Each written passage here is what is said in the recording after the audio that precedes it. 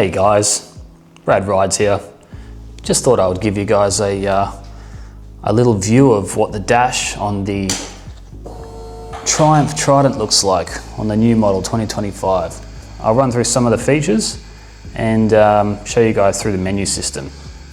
Here's your little keypad control here. You've got your selector down there and then your keys up here. Now, alright, so some of your basic functions here. As you can see, you've got your shift selector, your time, date. Well, we're here in Australia, so we've got degrees Celsius for your temperature outside. Now, if you come down on your keypad controls, you have your series of options that you can have available, such as your music skips, so I actually use that quite a fair bit. You've got volume control. The Triumph navigation app, I personally haven't used that. I kind of just use my phone, but you can connect your phone up with the Triumph app and actually set turn-by-turn navigation. Senses your lean on your bike and it will kind of give you pointed arrows on which way to turn, judging by that. I haven't used it though.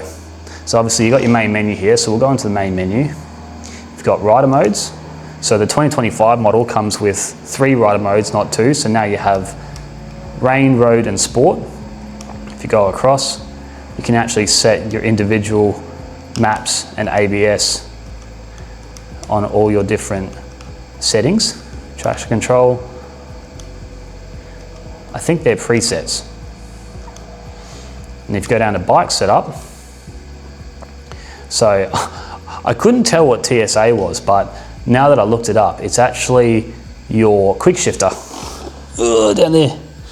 I think it's called the Triumph Shift Assist, a fancy word for quick shifter. So you can actually disable that in menu here, which I don't know why you would, but you can if you have the option to. So you've got your indicators, automatic, manual, or you can just turn it off. Traction control, you can enable, disable. The only thing about the Triumph, which is a bit unfortunate, is if you want to disable traction control, you have to do it every single time you turn the bike on.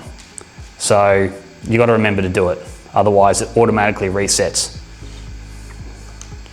Service, that will just tell you where your next service is. And what do we got here? Let's go trip setup, that's pretty self-explanatory. Reset your trips. Display setup, you got your brightness. You can actually do that in the main menu there as well.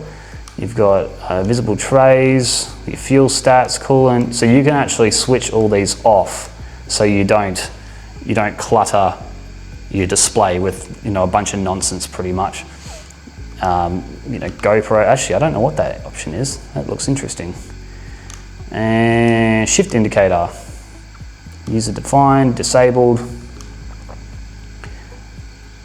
I'm pretty sure that gives you, oh yes, so you can actually set your RPMs to flash if you want to set your rev limit. So if you want to set it to 7,000 RPM before it starts flashing at you to shift, you can do that.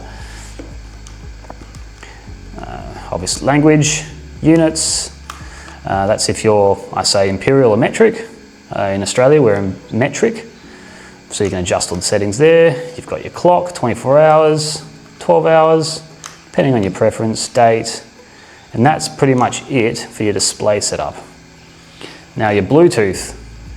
So you can actually connect your phone here, and as soon as I turn my Bluetooth on, it hooks up through my Spotify, and I can actually play music by, if I go back, let's see the setting, where is it? Here we go. So all I have to do is click forward or back, and it will actually skip the tunes. So I don't actually have to, manually press my phone, which is good because I sync it up through my center headset, and I can just keep flicking through songs when I please. So that's actually pretty handy. Let's go back in there. What do we got? But so with that, we can actually, adjust and turn all these units off. Calls, phone book, dial numbers, auto answer, music, headsets, loop, shuffle. Some of this stuff you don't really use. You can add new devices. You've got pillion devices, notifications, SMS, all the bells and whistles. Go back and basically reset to default if you kind of want to reset from scratch again. So go back, you got your trip odometer, you can reset that. Fuel status, so what am I averaging? I'm averaging around 300 kilometers per tank, so it's not too bad. You know, it just depends on your riding habits, I guess, and I'm always riding in sport mode, so it probably doesn't help. Engine temp, that's always handy. And your next service, as you can see, I'm already at 10,142 kilometers. So I've just completed the 10,000K service. So yeah, I'll probably do it at 20 again, maybe. You got your brightness you can turn down and up here. I usually just have it on the max. Actually, the good thing about this screen is even in the sunniest conditions, if you have sun beaming off your screen here, you can still see everything perfectly clearly.